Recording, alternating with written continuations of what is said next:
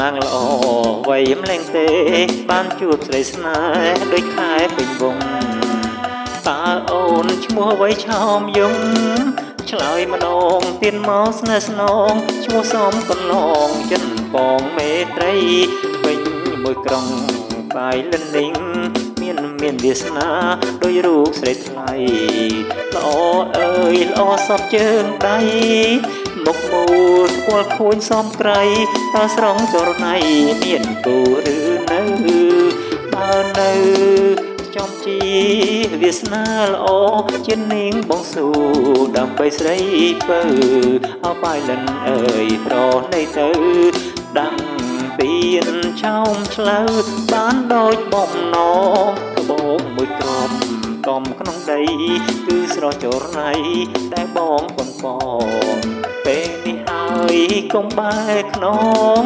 មានតែស្រីទេដែលបងផ្សងមានរូបនួនអងបងរងទុកធំ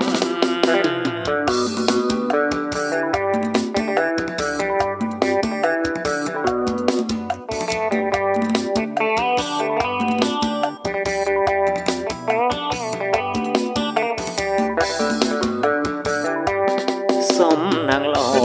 វ័យភ្លេងទេបានជួបស្រីស្នេហ៍ដូចខែពេញវងតើអូនឈ្មោះអ្វីឆោមយងឆ្លើយម្ដងទៀតមកស្នេហ៍ស្នងឈ្មោះសំកន្លងចិនបងមេត្រីពេញមួយក្រុងបាយលិននីងមានវាសនាដោយរូបស្រីថ្លៃល្អអើយល្អសពជើងដៃមុខមូលស្គាល់ខួនសំក្រៃតើស្រងចរណៃមានគូឬនៅបើនៅចំជីវាសនាល្អចិត្តនាងបងស៊ូដើម្បីស្រីពើអោបាយលិនអើយប្រណីទៅដាំទៀនឆោមឆ្លៅបានដូចបំណងត្បូងមួយគ្រាប់កំក្នុងដីគឺស្រស់ចរណៃដែលបងប៉ុនបងពេលនេះហើយកុំបែកខ្ន